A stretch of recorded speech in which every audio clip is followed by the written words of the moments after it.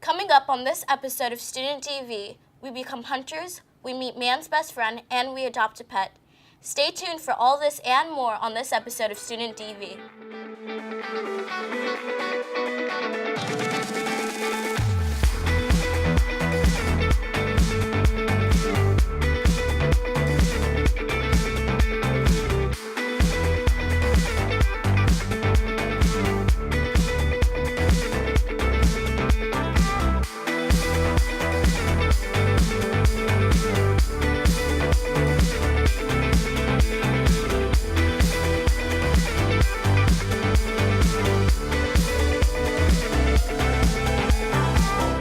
My name is Aaliyah Evans, and I will be your host for today as we embark on this epic episode full of pets. I hope you're an animal lover. First up today, we'll learn how hunters aid the conservation of the wilderness. Let's hear from our producer, Anna Swanson, for more.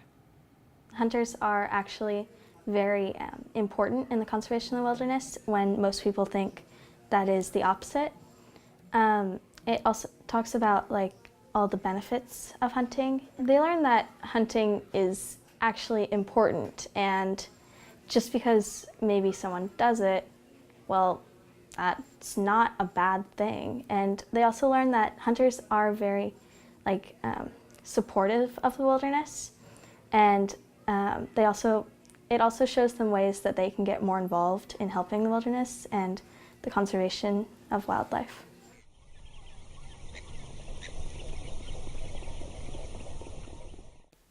Many people believe hunting to be harmful to the environment, when in reality it is the opposite.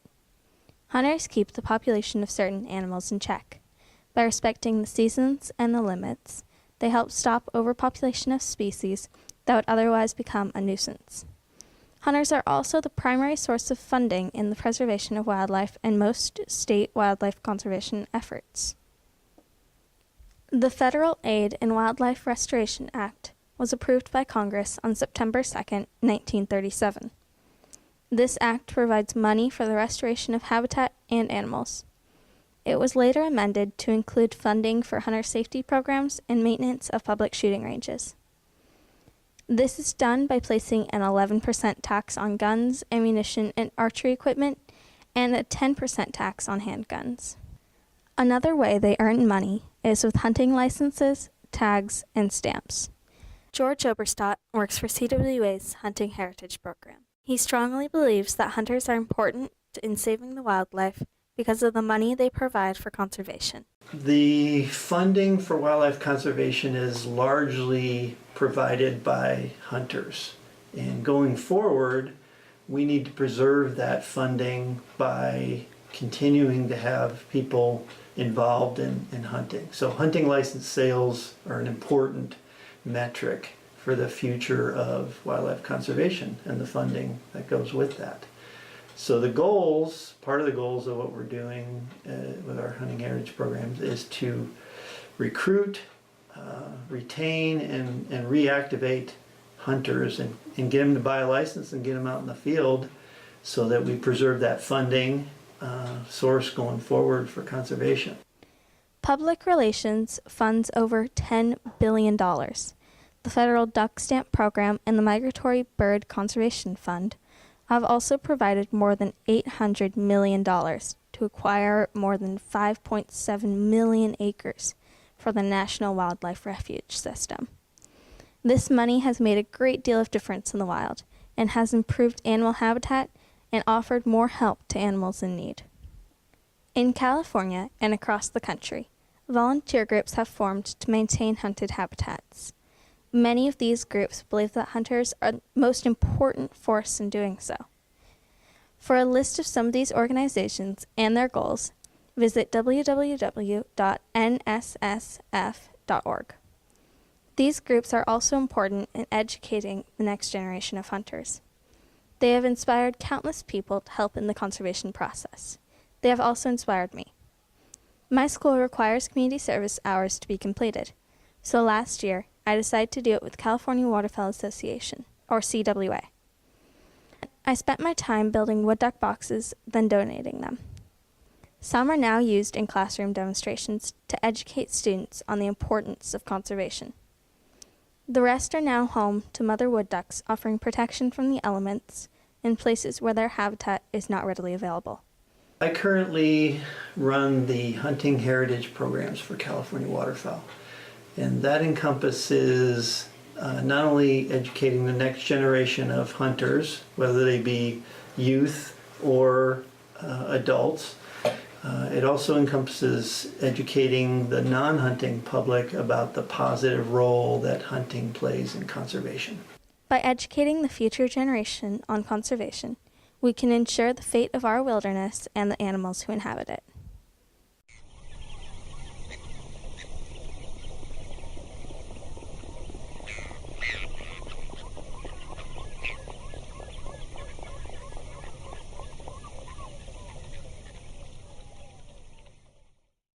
Great job, Anna! Who knew hunting and conservation could go hand in hand? Next, we have a compelling war story about a U.S. war hero who was born with 4 feet. Well, actually, their paws. Meet man's best friend. The bond between military working dogs and their handlers is strong and enduring. Dogs have gone to war with people for centuries. More than 100,000 dogs have faithfully served America. They saved the lives of thousands of American soldiers, Allied troops, and civilians. After a year of training, the dog is paired with its handler. They are deployed overseas to Afghanistan, Iraq, or to an American base. Military war dogs sniff out concealed bombs and find hidden enemy soldiers. The dog and handler risk their lives for each other every day while in a war zone. While we're deployed and away from home, our dogs are our family. They're the real heroes and our best friends. After 7 or 8 years of military service, the dog is ready to retire, often with its current or former handler. I was lucky because I got to adopt the dog I worked with in Iraq. Now, all he wants to do is run around and play with my children. He's just another member of the family. The Military Working Dog Team's National Monument opened in 2013. It honors all military working dogs who served in every war and in all branches of the military. The war dogs who served with their partners on the battlefield contributed to our nation's freedom.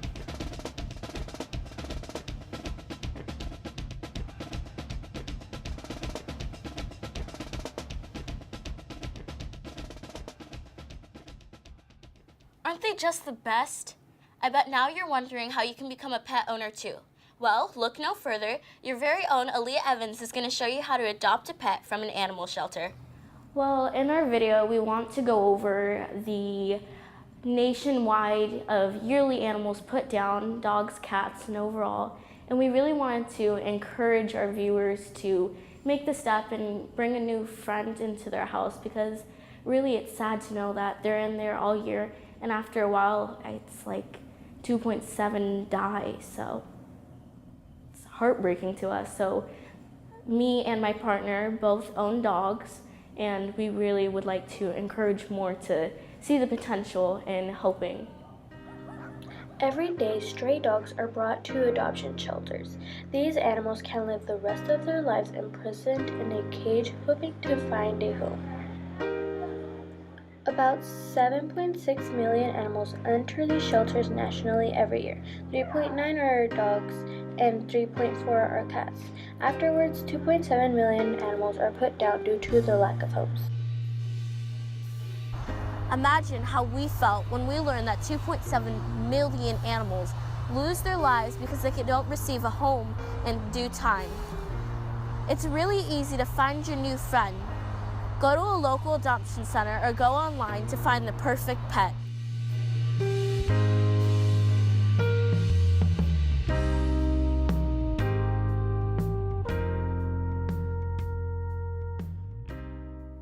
Still not convinced? Well, we have a student producer, Isabella Searle, here to tell us why it's better to adopt a pet from a shelter rather than buying one from a breeding farm.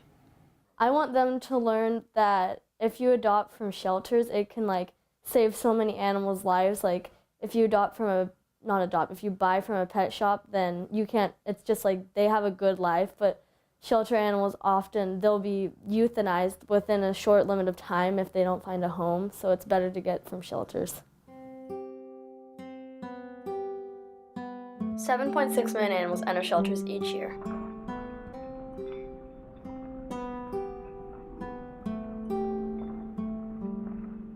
$2.6 million animals are euthanized.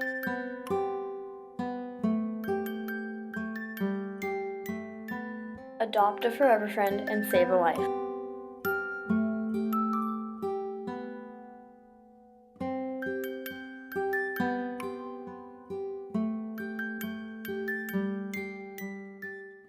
Oh, a forever friend. How adorable. But what happens to the pets that don't get adopted? Perhaps this documentary by Emma Henkel can tell us more. Yeah, there's different reasons that people surrender an animal to a shelter. Sometimes they just can't be bothered or don't have the time to take care of the animal. Sometimes it's that the animal is getting older and the person sees a lot of, high vet bills to keep this animal going. And other times it's just a family member has an allergy or they just don't want the animal anymore. Or someone moves out of their house and leaves an animal either in the backyard or in the house. And when the animal authorities go in, there's actually a dog that's been left there, or sometimes cats or a rabbit. Most shelters have tight budgets, and the cost of treating every animal's illness is too expensive. Many shelters have veterinarians, but the decision to euthanize must be made sometimes after considering the following factors: the cost to cure the illness, how bad the infection of the illness is, the severity of the illness, the chance of recovery, and aggression. Shelters also euthanize because they did not have enough room for unwanted animals. But all of them have various animals. They have obviously dogs and cats, but they also get guinea pigs, rabbits, also, believe it or not, turkeys, chickens, pot-bellied pigs, goats, and sometimes horses. Sometimes someone will call the SPCA or city shelter or county and say, you know what, there's a horse running free, or there's a horse that's been left in an area and it looks like it hasn't been fed, it's getting skinny. Around 2.7 million pets in animal shelters get euthanized per year, around 1.2 million dogs and 1.4 million cats. Around 2.7 million shelter animals are adopted each year, around 1.4 million dogs and 1.3 million cats. What's unacceptable is that there are very healthy animals that are euthanized in shelters all over this country, not just in Sacramento, but all over the country. And there are actually millions per year. And that's why I'm a big believer in spaying and neutering, but yeah. And Sacramento SPCA, they euthanize them by giving them a shot. In the old days, the animals were herded into a gas chamber and the oxygen was removed so that the animals struggled to breathe but eventually died.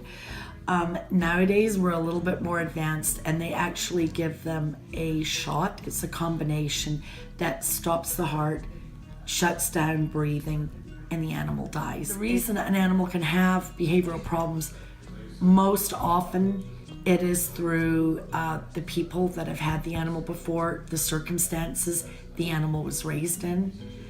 But often, like with some people who, have emotional issues, it's too difficult to bring the animal back to where the animal would be what we call a normal animal that can be adopted out. They can also get behavioral issues by staying in their cage too long. This has gotten the name kennel crazy, but can be avoided if the dogs are adopted out of their cages sooner.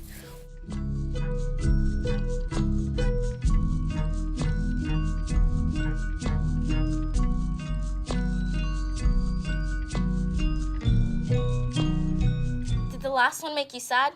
Me too. But don't worry, Kaylee Flores is going to tell us a funny story about some bats who get sick, so they go on vacation. But there's 3 bats that fly to the professor and ask her if they can stay there, because the heat helps the white nose syndrome go away. So she says that there's a volcano erupting because they based on going to Hawaii. So they were trying to find a cure, but it didn't turn out well.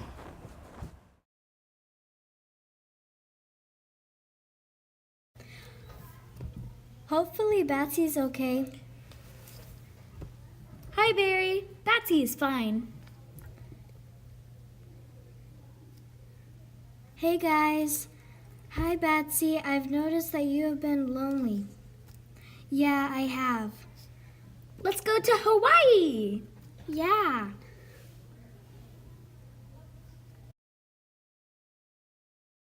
Oh, hello. We were wondering if we can get a room. Sorry, I can't. There's a volcano erupting. So do we have to leave? Yes. Hurry, please. We have to evacuate. Okay, let's hurry. Yeah.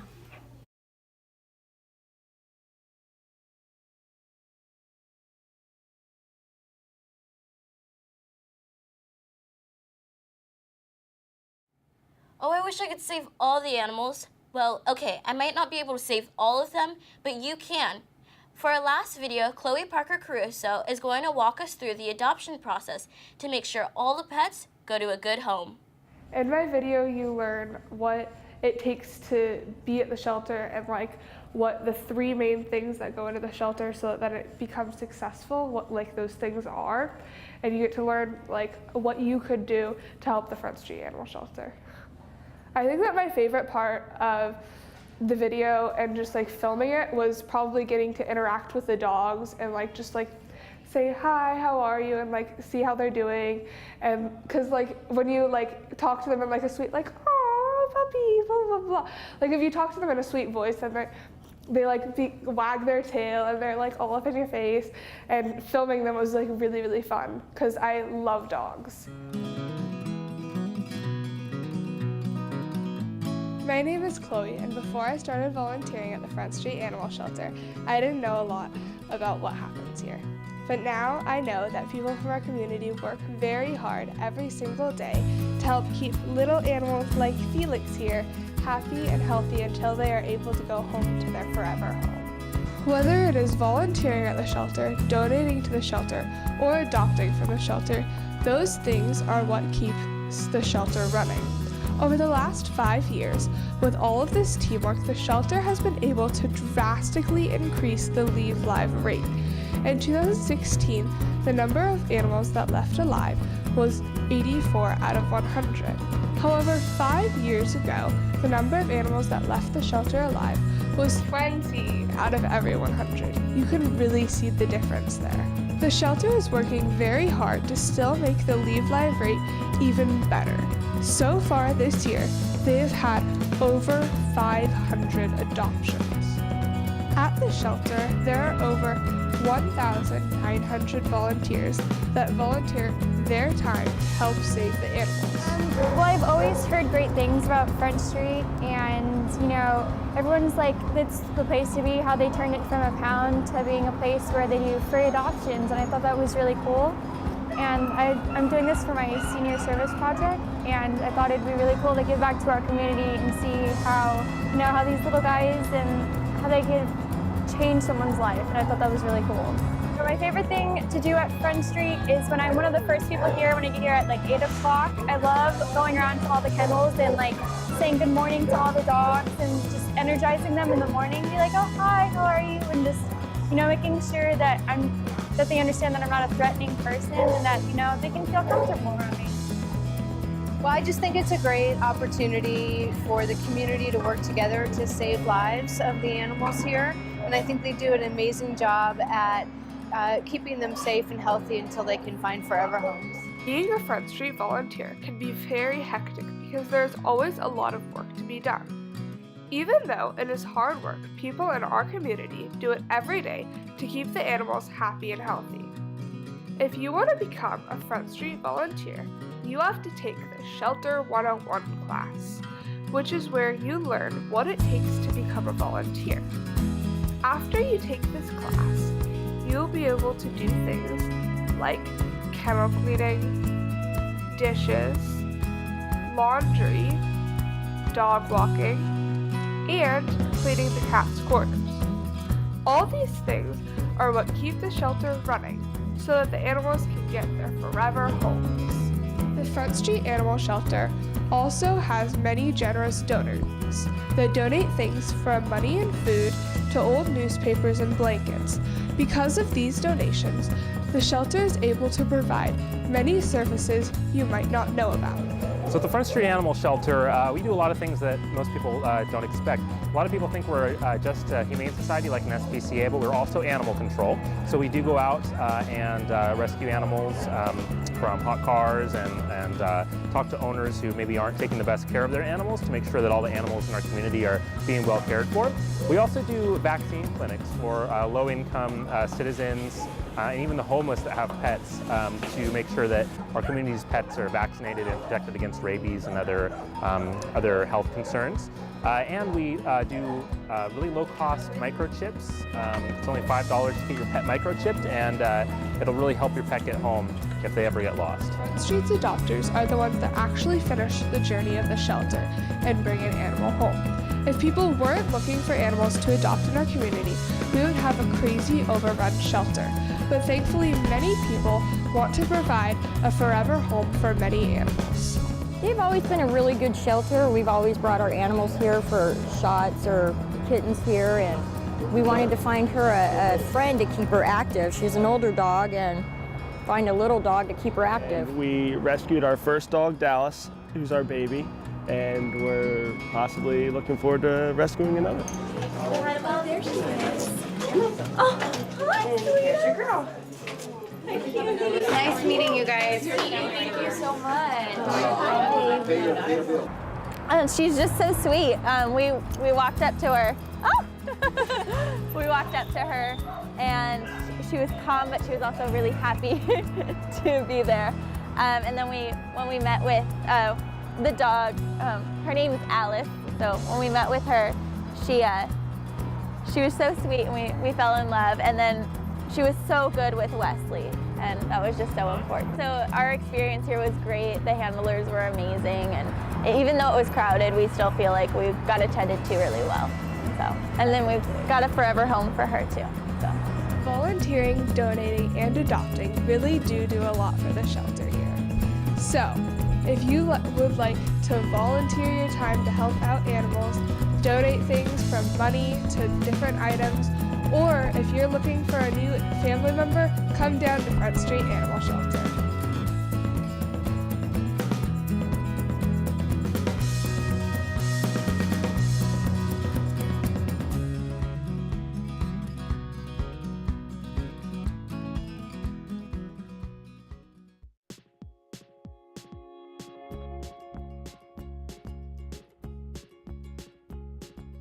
Who's entering the SEVAs tonight?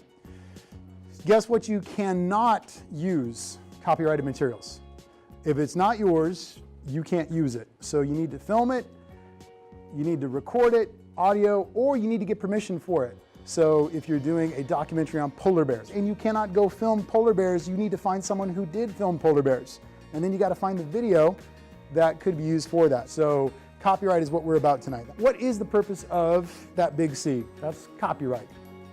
Does anybody have a definition or an idea of what copyright's supposed to do? Yeah. Protect your ideas from others' use. You said it perfectly. So protect your ideas from others' use. And it's not just an idea, it's how you've expressed an idea.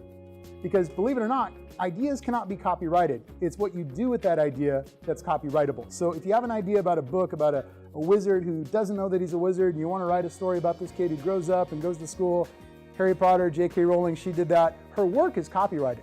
But the idea of a wizard going to school is not copyrighted. So her work is copyrighted. If you make a picture out of bubble gum and you put it in a frame, that's your work. And if it's your work, you own the rights to it. And if someone took a picture and profited off your bubblegum picture, they're breaking your copyright. Same is true with music or any other sort of created thing that you've done.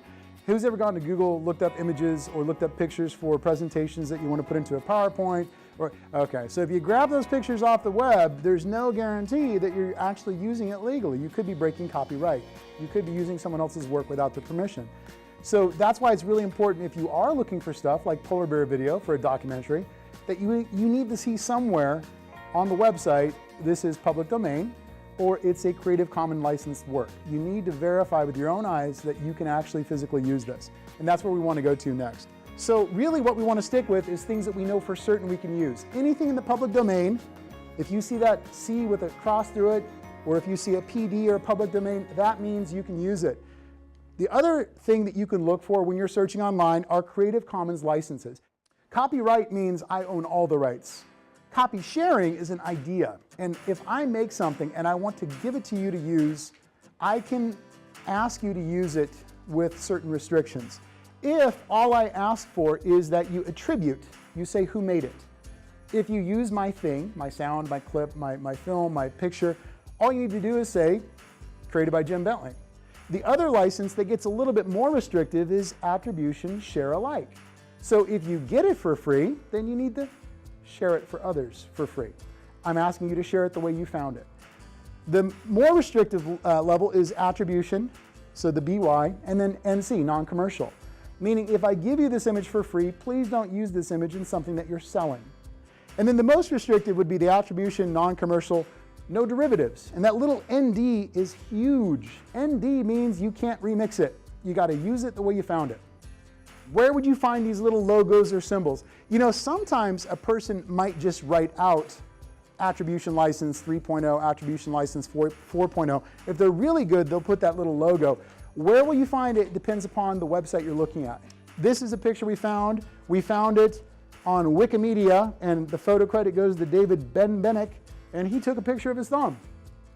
And we used it and we cited it properly. This is the kind of thing that we're looking for in SEVAs. So if you put in a film or audio or a picture clip that you got from somewhere else, we want you to credit that in the end. How many of you have ever used Google to search for something? Yes, Google's a great website. And there's a really cool tool that can help you find things that are not copyrighted. If you go to this wonderful little cog, this little gear up here, you can go to what's called their advanced search. Once you go to advanced search, you have all kinds of cool boxes to fill with text, but the thing that I'm going to focus on is right here. It's right down in the lower right-hand corner, not filtered by license. Oh, usage rights. So if I want to find polar bear images and I want to make sure that I can use them, I can find the ones that are free to use or share, free to use or share or modify even commercially. If I click this filter and then go to advanced search, what I'm going to find now are images that pop up that are allowable for me to use. So any of those pictures, I'm good to go. Did I break copyright? No, good to go. Well, that just about wraps up this episode of Student DV. If you'd like to see more student videos, you can always check out our website at secctv.org. I'm Aaliyah Evans, and thanks for watching.